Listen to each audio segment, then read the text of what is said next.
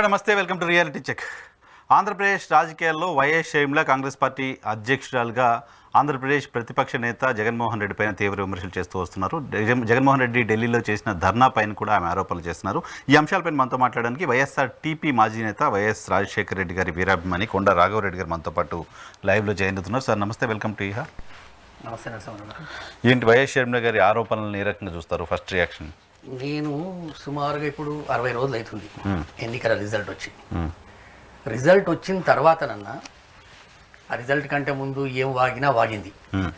వివేకానంద రెడ్డి గారి మెడ మీద వేసుకొని తిరిగింది, ఆ సునీతారెడ్డిని మెడ మీద వేసుకొని తిరిగింది, ఎన్ని అబద్ధాలు ఆడను అన్ని అబద్ధాలు ఆడింది, ఎంత తీవ్ర పదజాలాలు ఉపయోగించాలో అన్ని పదజాలాలు ఉపయోగించింది. సరే, రాజకీయ కోణంలో ఒక పార్లమెంటు మెంబర్ నిలబడ్డది. నిజమైన రాజశేఖర రెడ్డి గారి వారసురాలను నేనే అని చెప్పి ఎక్స్పోజ్ చేసుకోవడానికి ప్రయత్నం చేసింది, కొంగు దాచింది, ముసలి కన్నీరు పెట్టింది, ఇక రకరకాల మాటలు మాట్లాడింది. పోనీ పార్లమెంటులో దిమ్మె తిరిగేటట్టు కర్రు కాల్చి వాత పెడితే ఎట్లా పెడతారో ఆ విధంగా డిపాజిట్ రాకుండా ఓడగొట్టారు. సరే, 7 నియోజకవర్గాలను పక్కన పెడితే పులివెందల లోపల కూడా ఈమెకు వచ్చిన ఓట్లు 25,000 ఓట్లు. ఎవరికైతే టికెట్ ఇవ్వద్దు, ఎవరైతే ముద్దాయి అని చెప్తున్నావో ఆయనకు వచ్చింది 1,25,000 ఓట్లు. ఇప్పుడన్నా ఇంగిత జ్ఞానం ఉండాలి మనిషికి. నువ్వు ప్రజల ముందు పెట్టినావు, రెఫరెండం అన్నావు, కొంగు దాపినావు, నా చెల్లెకు న్యాయం చేయండి అన్నావు, మా కుటుంబానికి న్యాయం చేయన్నావు, ఇన్ని దుర్మార్గపు మాటలు మాట్లాడి ప్రజలను మభ్యపెట్టే ప్రయత్నం చేసిన కడప జిల్లా ప్రజలు, పార్లమెంటు ప్రజలు, ముఖ్యంగా పులివెంద లోపల కూడా వివేకం అన్నకు 23,000 ఓట్లు వస్తే నీకు 25,000 ఓట్లు వచ్చినాయి. నువ్వు ఎవరి మీద అయితే ముద్దాయి అంటున్నావు 1,25,000 ఓట్లు వచ్చినాయి.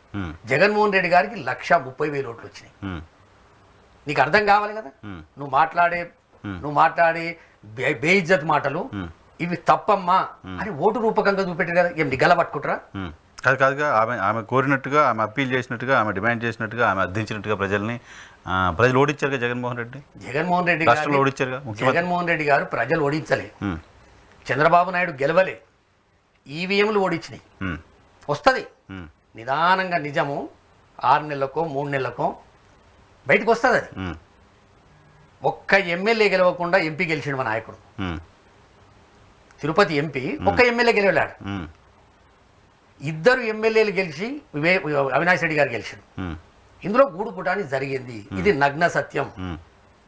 చంద్రబాబు ముఖంలో, పవన్ కళ్యాణ్ ముఖంలో, లోకేష్ ముఖంలో కనీసం గెలిచినమనేటటువంటి సంతోష కడ కూడా కనబడతలేదు. ప్రజలకు అర్థమవుతుంది.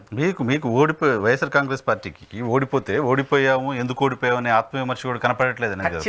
ఆత్మవిమర్శ ప్రతి ఒక్కరం చేసుకుంటున్నాము, ప్రతి కార్యకర్త చేసుకుంటుండు. అందరికి తెలుసు హిందూపూర్ కాన్స్టిట్యున్సీలో ఒక వార్డులో, ఒక మున్సిపల్ వార్డులో 800 ఓట్లుంటే 2014లో వైఎస్ఆర్సీపీ గెలిచిందాడ కార్పొరేటర్ కౌన్సిలర్గా, 2019లో గెలిచింది.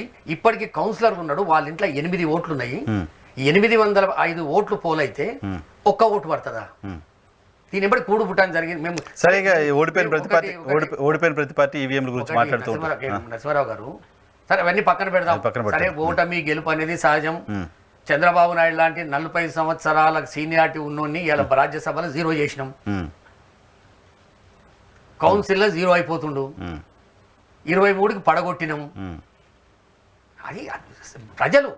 సరే, ఆ రోజు మేము కానీ ఈ రోజు అని కాదు, మాకున్న నమ్మకం అది. ఎందుకంటే మాకు కొన్ని ఉదాహరణలు ఉన్నాయి. సరే, అవి రేపు కోర్టులు తెలుస్తాయి, బయటకు వస్తుంది. నిజం నిప్పు లాంటిది బయటకు వస్తుంది ఖచ్చితంగా. షర్మిలమ్మకు ఎంపీటీసీకి జెడ్పీటీసీకి కూడా వ్యత్యాసం తెలియదు. ఆమె ఎంపీటీసీ ఫుల్ ఫామ్ చెప్పమను చెప్పలేదు, జెడ్పీటీసీ ఫుల్ ఫామ్ చెప్పమని చెప్పలేదు. ఇప్పటి వరకు ఒక వార్డు మెంబర్గా గెలవలే. భుజకిరీటాలు పెట్టుకొని వచ్చి నేను రాజశేఖర రెడ్డి గారు కూతురునని చెప్పి కడప పార్లమెంట్లో పడితే డిపాజిట్ రాకుండా కర్రు కాల్చి వాత పెట్టిరు. ఇంకా మనిషికి సిగ్గు అనేది రాకపోతే ఒక మనిషి, నరసింహారావు గారు, మనము మొన్న అక్కడ వరదలు వచ్చినాయంటే నువ్వో తప్పేం లేదు. నువ్వు ఒక ఆడ మనిషివి, రాజశేఖర రెడ్డి గారు కూతురునని చెప్పుకుంటావు, వైఎస్ఆర్ అని చెప్పుకుంటావు. ఆ నీళ్ళలో దిగడేందండి? నా ఫోన్లో నరసింహారావు గారు 11,900 ఫోన్ నెంబర్లు ఉంటాయి. ఇలా 10,000 ఫోన్ నెంబర్లు ఆంధ్రప్రదేశ్కి సంబంధించినవి ఉన్నాయి. రోజుకు 100 మంది ఫోన్ చేస్తున్నారు. ఏం దుర్మార్గం ఈమెది? చేయమని రాజకీయం చేస్తే ఓడగొట్టి అయిపోయింది. ఇప్పుడు ఎవరు మాట్లాడాలి? అధికారంలో ఉన్న పార్టీ గురించి మాట్లాడు. నేను సూపర్ 6 ఇచ్చినా నాకు శాతనైతే లేదు, నా లాగులు తడిచిపోయినాయి అని ఒక రకంగా అసెంబ్లీలో చంద్రబాబు నాయుడు మాట్లాడుతుంటే భయమైతుంది. దాని మీద నువ్వు మాట్లాడవే. 6 నెలల పిల్లను రేప్ చేస్తే మాట్లాడవే. 8 సంవత్సరాల అమ్మాయిని రేప్ చేసి ఇప్పటివరకు శవం దొరకకపోతే మాట్లాడవే. ఒక కార్యకర్తలను చంపుతుండని చెప్పి జగన్మోహన్ రెడ్డి ఒక కార్యకర్తల గురించే ఢిల్లీకి పోలే. ఇక్కడ జరుగుతున్నటువంటి రాక్షస పాలన, ఈ ప్రభుత్వం వచ్చినప్పటి నుంచి చిన్నపిల్లల మీద అఘాయిత్యాలు జరుగుతున్నాయి, వీళ్ళు వచ్చినప్పటి నుంచి కార్యకర్తలను చంపుతుర్రు. ఒక ప్రతిపక్ష నాయకుని కార్యకర్తలు కాదు, ఏదో పర్సనల్ గొడవ ఉంటే దాన్ని పట్టుకుని ఢిల్లీకి ధర్నా చేయటం. రషీద్ అనే వ్యక్తిది పర్సనల్ గొడవ అని చెప్తున్నారు. రషీద్ అనే వ్యక్తి పర్సనల్ గొడవ అంటే ఎంక్వైరీ చేయమని బయటకు వస్తుంది కదా. కార్యకర్త ఎంపీ ఇళ్లలో పోయి ఒక ఎస్సీ ఎంపీ అండి రెడ్డప్ప, ఆయన ఇంటి ముంగట పోయినా కారు గాలి పెడతారా? మనం ఏం రాక్షస పాలన ఉన్నామా, లేకపోతే భారతదేశం ఉన్నామా? షర్మిల గారికి ఉన్న అబ్జెక్షన్స్ ఆమెకున్నాయి. ఆమె ఏం చెప్తున్నారు? బాబాయ్ హత్య జరిగితే ఎప్పుడు ఢిల్లీ పోయి ధర్నా చేయలేదే, ప్రత్యేక హోదా కోసం ఎప్పుడు ఢిల్లీ పోయి ధర్నా చేయలేదే, ఇప్పుడు ఎందుకు చేస్తున్నారు? బీజేపీతో అక్రమ సంబంధం 5 ఏళ్ళు కొనసాగించి ఇప్పుడు ఎట్లా? బాబాయ్ కథ ఒడిచిపోయింది. అయిపోయాను పబ్లిక్ లో పెడితేవి, ఢిల్లీకి పోతేవి, అన్ని జాళ్ళకి పోతే అయిపోయాయి. పబ్లిక్ రియాక్షన్ చూసినావు నువ్వు. ఇక నువ్వు బాబాయిని తీసుకురాకేగా, బాబాయ్ కథ కొన్ని రోజులు వాడుకున్నావు, అయిపోయింది, పక్కన పెట్టేసేయగా. జగన్మోహన్ రెడ్డి గారు ఆయన కార్యకర్తలను కాపాడుకోవడానికి ఈ రాక్షస పాలన వ్యతిరేకంగా ఢిల్లీకి పోతే ఈమెనేమో గల్లీలో చంద్రబాబు నాయుడుకు జై కొడుతుంది, ఢిల్లీలో రాహుల్ గాంధీ ఏమో బీజేపీని మైండ్ బ్లాక్ అయ్యేటట్టు ఆయన మాట్లాడతాడు. ములాయం సింగ్ యాదవ్ గారు కాంగ్రెస్ పార్టీ తరఫున అతిపెద్ద పార్టీ 37 ఎంపీలు గెలిచిన ఆయన వచ్చి ఇది దుర్మార్గపు పాలన అని ఇక్కడ చెప్తుంటాడు. ఇండియా బ్లాక్ లో ఆయన ఇక ఇంగిత జ్ఞానం అని ఉండాలి. నేను ఏం మాట్లాడుతున్నా, నా సోయి ఏంది? ఇప్పుడు నీకు కూడా 2 పిల్లలున్నారు, ఒక బిడ్డే కొడుకు. ఇదే హాలత్ అయితే నీ బతికేంది రేపు? వాళ్ళకేం తోవదు పెడుతున్నావా? ఇది నీది కూడా అంతే కదా. అందుకు షర్మిలమ్మను నేను 2 నెలల నుంచి కూడా మాట్లాడద్దు అనుకున్నా నరసింహారావు గారు. అయిపోయింది, ఆ పిల్లకి తెలివి వస్తుంది అనుకున్నా.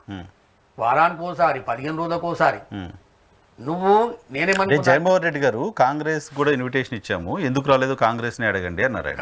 అంటే ఆమె ఏమంటున్నారంటే మీరేదో పర్సనల్ గొడవ తీసిపోయి అక్కడ ధర్నా చేస్తే మేము రావాలా, మీకు బీజేపీతో అక్రమ సంబంధం ఉంది, ఎందుకు వస్తాం మేము? ఇండియా బ్లాక్ వాళ్ళు ఎందుకు వచ్చారు? ప్రతిపక్ష నాయకునిగా మొత్తం అందరు కలిసి ఒప్పుకోరు కదా. ఏది మాట్లాడిన అందరి గురించి మాట్లాడుతుండే కదా. నీ పార్టీ తర్వాత అతిపెద్ద పార్టీ ములాయం సింగ్ అఖిలేష్ యాదవ్ గారి. మరి ఆయన వచ్చిండు కదా, తస్మా జాగ్రత్త అని చెప్పిండు. ఈట్ కా జవాబ్ పత్తర్ సే దేతు అని చెప్పిండు ఆయన. మరి నువ్వు ఎడబెట్టుకున్నావా తలకాయ రోజు? అసలు నీ విలువెంత? ఒక వార్డు మెంబరు కాదు, ఓ సర్పంచ్ కాదు, ఓ కౌన్సిలర్ కాదు, జాతీయ పార్టీ రాష్ట్ర అధ్యక్షురాలు కదా. ఏం అధ్యక్షురాలు ఆ చచ్చిపోయిన పార్టీకి? ఆంధ్రప్రదేశ్ ఏడుంది? ఆంధ్రప్రదేశ్ లేదు, దేశవ్యాప్తంగా ఉంది. దేశవ్యాప్తంగా కూడా కొట్టుకోంగా 10 సంవత్సరాలు మూలకేసి 11వసారి ప్రతిపక్షం. షర్మిల గారు టార్గెట్ జగన్మోహన్ రెడ్డి గారిని ఓడించడం అనుకుంటే టార్గెట్ అయిపోయిన తర్వాత కూడా ఇంత అగ్రెసివ్గా ఎందుకున్నారు? మున్సిపల్లి షర్మిల గారికి డిమాండ్ ఛాలెంజ్ చేస్తున్నా, ఛాలెంజ్ ధమ్కి కూడా ఇస్తున్నా. ఇప్పుడు నేను బిడ్డ నువ్వు ఇటువంటి మాటలే మాట్లాడుకుంటా ప్రభుత్వాన్ని వదిలేసి జగన్మోహన్ రెడ్డి గారిని టార్గెట్ చేసుకుంటా మాట్లాడితే జగన్మోహన్ రెడ్డి గారిని, రాజశేఖర రెడ్డి గారి కుటుంబాన్ని ప్రేమించేటటువంటి లక్షలాది మంది నిన్ను తరిమి కొడతారు. ఇప్పటికి కూడా జగన్మోహన్ రెడ్డి గారి చెల్లెలుగా, రాజశేఖర రెడ్డి గారి కూతురుగా నీకు గౌరవం ఇస్తుండు. సరే అయిపోయింది, ఎన్నికల వరకు నువ్వు ఒక పార్టీకి అధ్యక్షురాలు ఉన్నావు, అప్పుడు ప్రభుత్వంలో తను ఉన్నాడు, ఆలోచన చేస్తే పర్వాలేదు. అరే బిడ్డ ఇవాళ మొత్తం వాడు తట్టాబుట్ట పక్కన పెట్టి అసలు నో అమ్మ ఒడి, తల్లికి వందనం లేదు, 1500 రూపాయలు ప్రతి మహిళకి ఇస్తాడు, అది పక్కన పెట్టిండు. 3000 రూపాయలు ప్రతి నిరుద్యోగికి ఇస్తాడు, అది పక్కన పెట్టిండు. 20,000 రూపాయలు రైతుకి ఇస్తాడు, అది పక్కన పెట్టిండు. ఏవి జగన్మోహన్ రెడ్డి గారు చేసినటువంటి ఏ ఒక్క బటన్ కూడా ఉత్తరానికి ధైర్యం చేస్తలేడు. అక్కడ లాగులు దడిసి చంద్రబాబు నాయుడు పక్కన కూర్చుంటే నువ్వు ఆయనను ప్రశ్నించేది పోయి జగన్మోహన్ రెడ్డి గారిని ప్రశ్నిస్తుందంటే ఎంత రాజకీయ అజ్ఞాని చెప్పండి. ఆయన కూడా ప్రశ్నిస్తుంది కదా. ఏం ప్రశ్నించింది? దేవుని లాంటి రాజశేఖర రెడ్డి గారి విగ్రహాలు కాలబెడుతుంటే బిడ్డ నువ్వు ఆయనకు వత్తాసు పలుకుతావా? నేనేమనుకున్నా అంటే ఇది ఎన్నికల పొత్తులాగా ఉన్నట్టుంది. ఇండైరెక్ట్ గా ఏమైనా బేరం కుడితే 150, 200, 300, 500 కోట్లు ఇచ్చిండు. ఇది ఎన్నికల వరకే షర్మిలమ్మ అమ్ముడు పోయింది అనుకోండి. నువ్వు హోల్సేల్ గా అమ్ముడు పోయినావు, గంప గుప్తా అమ్ముడు పోయినావు. ఎట్లా మాట్లాడతారు? ఛాలెంజ్ చేస్తా నేను. ఎక్కడెక్కడ ఏడేడ ఏ పద్ధతిలో నీకు డబ్బులు ముట్టినాయి, ఎక్కడెక్కడ నీ అప్పులు ఎవరెవరు కట్టిర్రు, ఇంకా చూస్తా 6 నెలలు ఇదే పద్ధతికి అవలంబిస్తే నీ నిజ స్వరూపాన్ని నేను ప్రజలం కూడా పెడతా. ఇదే ధమ్కీచకం కాదు నరసింహారావు గారు. ఆమెకి ఏమర్థమవుతుంది? రాజకీయాలు చేయి, ఎవడొద్దనలే. మన పార్టీ మన కుటుంబాన్ని నాశనం చేసిన పార్టీకి అధ్యక్షురాలైన ఓకే, నిలబడ్డావు ఓకే, ఓడిపోయినావు ఓకే, నువ్వు సబ్జెక్ట్ మీద మాట్లాడు. ఇలా ప్రభుత్వం 3 పార్టీలు కలిసిన ప్రభుత్వం ఉంది, కూటమి చేసే తప్పుల్ని కనబడతలేవా? వాళ్ళ మేనిఫెస్టోని పక్కన పెట్టుకో, జగన్మోహన్ రెడ్డి గారి మేనిఫెస్టోని పక్కన పెట్టుకో. జగన్మోహన్ రెడ్డి గారు మొట్టమొదటి క్యాబినెట్లో ఏమేమి నిర్ణయాలు తీసుకుండు, చంద్రబాబు మొట్టమొదటి క్యాబినెట్లో ఏమేమి నిర్ణయాలు తీసుకుండు, బేరీ చేసుకో. నిజంగానే జగన్మోహన్ రెడ్డి గారు అప్పుడు తప్పు చేసినుంటే ఇప్పుడు నువ్వు మాట్లాడు. నువ్వు ప్రతిపక్షంలో ఉన్న పార్టీని ఇంకా నువ్వు ఎమ్మెల్యేకి ఏదో అది చెప్తా ఉంటావు. అదే చెప్తున్నారా, అసెంబ్లీకి పోకపోతే నీకు ఎమ్మెల్యే పదవి ఎందుకు? అసెంబ్లీకి పోనప్పుడు ఎమ్మెల్యే పదవికి రాజీనామా చేయి అని అంటున్నారు. 2.5 సంవత్సరాల ముందే ఎమ్మెల్యే పదవి వద్దనుకొని ఎక్కిలు పట్టి ఏడ్చిపోయిన చంద్రబాబు నాయుడు నువ్వు అడగవు? అసెంబ్లీని వదిలిపెట్టిపోయింది కదా ఎక్కిలు పట్టి ఏడ్చి. అవును, ఇవాళ ఏంది ఛాలెంజ్ చేసిండు ఆయన. బిడ్డ మేము ఆడుకొచ్చినా వేస్ట్, మీరు మైక్ ఇయ్యరు, మీ ప్రవర్తన మాకు తెలుసు, అందుకే మేము ప్రజలకు పోవాలి. వాళ్ళు ఏం మాట్లాడుతున్నారో ప్రజలకు పోవాలంటే ఏముంది మనకి ఏకైక ఆయుధం ప్రెస్. ఆయన వీడియోలు చేసి వదిలిపెడతలేదు కదా, బాజాబ్తా ప్రెస్ కాన్ఫరెన్స్ పెట్టి 2 గంటలు అసెంబ్లీలో ఏమేమి మాట్లాడిండో వాటివన్నీ తప్పు అని చెప్పిండు. నిజంగా తప్పు కాకపోతే నువ్వు ప్రశ్నించు, అంతే తప్ప నువ్వు ఒకటే పనిగా పెట్టుకున్నావు. నువ్వు టార్గెట్ గతంలో కంటే ఎక్కువ టార్గెట్ వైఎస్ ఇప్పుడు జగన్మోహన్ రెడ్డిని చేస్తుందా అనిపిస్తుంది. ఏం లాభం అవుతుంది నరసింహారావు గారు? నోటి వైసీపీని పూర్తిగా ఆపేసి వైసీపీ నుంచి నాయకులంతా పెద్ద ఎత్తున కాంగ్రెస్లోకి వలస వెళ్ళిపోతారు, ఇటువంటి చర్చ జరుగుతుంది. ఈ భ్రమలలో బతకడం కష్టం, భ్రమలలో బతకొద్దు. ఆంధ్రప్రదేశ్ ప్రజలు ఇంకా 20 సంవత్సరాలైనా కాంగ్రెస్ పార్టీకి పట్టం కట్టరు, కాంగ్రెస్ దిక్కు చూడరు.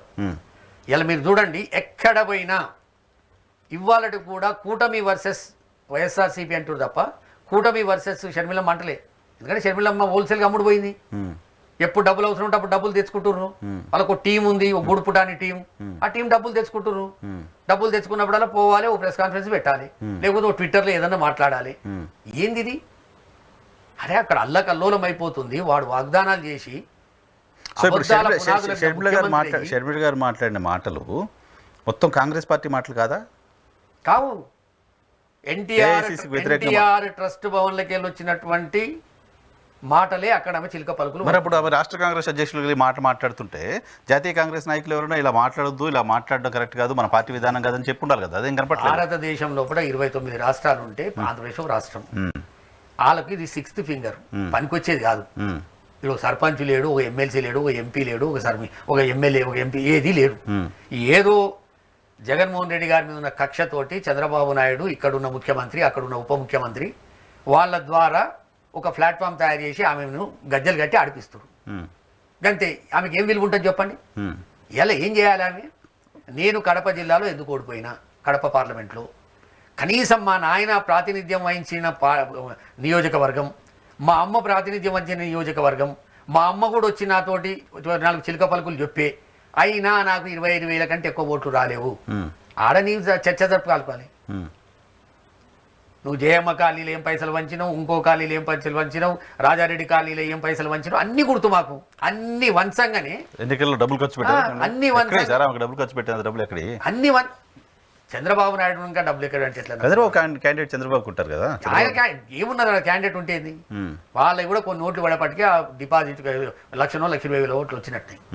నీకు ఇంత జరిగినాక కూడా అసలు నువ్వు రాజకీయం చేయనీకి వచ్చినావా, జగన్మోహన్ రెడ్డి గారి మీద కక్ష తీసుకోవడానికి వచ్చినావా? క్లారిటీ ఇచ్చేయి. నాకు చంద్రబాబు నాయుడు డైరెక్ట్ దుష్మన్ కాదు, చంద్రబాబు నాయుడు ఇంకా 10 ఏళ్ళు 20 ఏళ్ళు ఉన్నా పర్లేదు, చంద్రబాబు నాయుడు ఈ రోజుకు 10 మంది రెడ్లను చంపిపించినా పర్లేదు, రోజుకు వైఎస్ఆర్సీపీ నాయకులను చంపిపించినా పర్లేదు, నేను చంద్రబాబు నాయుడికి జై కొడతా. అదే లైన్లో నేను మాత్రం స్పష్టంగా చెప్తున్నా నరసింహారావు గారు, ఇదే పద్ధతికి అవలంబిస్తే రేపు ఆంధ్రప్రదేశ్ తెలంగాణలో వైఎస్ రాజశేఖర రెడ్డి గారి కుటుంబాన్ని ప్రేమించే ప్రజలు ఈమెను తరిమి కొడతారు, బయట కూడా తిరగనియరు. ఆమె రాజశేఖర రెడ్డి గారు వైఎస్ విజయమ్మ గారికి లేదా బాధ? విజయమ్మ గారిని బ్లాక్ మెయిల్ చేస్తుంది. విజయమ్మ గారికి ఏమి హక్కులు నేను చెప్పు పాపం, కొడుకు దగ్గర పోయి హక్కు కూడా లేకుండా చేసినట్టుంది. కబ్జా మొత్తం కబ్జాలు పెట్టే బాపతి ఈమె. పులివెందల ఇడుపులపాయలో పోయి కబ్జా పెట్టింది. ఇడుపులపాయకి ఇల్లు లేదు, గల్లీ లేదు. ఆడ అమ్మది కొడుకుది ఇల్లు, నువ్వు అమ్మింట్లో పోయి కబ్జా పెడితివి. వద్దంటదా తల్లి? ఈమె మూర్ఖత్వపు ఆలోచన. నువ్వు జగన్మోహన్ రెడ్డి గారి మీదనే కక్ష తీసుకోవడానికి నేను ప్రయత్నం చేస్తా, చంద్రబాబు నాయుడుకు హోల్సేల్గా నేను అమ్ముడు పోయినా, చంద్రబాబు నాయుడు ఇచ్చినటువంటి మాట నిలబెట్టుకోకున్నా, కూటమి ప్రభుత్వం ఏ తప్పులు చేసినా నేను అక్కడ ఏలుపెట్టి చూయించా, నేను జగన్మోహన్ రెడ్డి గారి మీద నేను దాడి చేస్తా అనే ప్రయత్నం చేస్తే రాబోయే రోజులు చాలా కష్టం. వైఎస్ షర్మిల గారు వైఎస్ఆర్టీపీ ఇక్కడ పెట్టినట్టుగా సొంత పార్టీ కాదు, అక్కడ జాతీయ పార్టీలో ఉన్నారు. ఆ జాతీయ పార్టీలో టికెట్లు ఇవ్వాలన్నా పార్టీ విధానాలైనా జాతీయ స్థాయిలో నిర్ణయాలు తీసుకుని అమలు చేస్తారు. అటువంటి పార్టీ ఐడియాలజీని ఆమె మాట్లాడుతున్నప్పుడు ఆమె అమ్ముడు పోయారని ఎట్లా అంటారు అంటున్నాను. అక్కడ వర్కింగ్ ప్రెసిడెంట్ చెప్పింది కదా. ఎవరు? Congress party working president.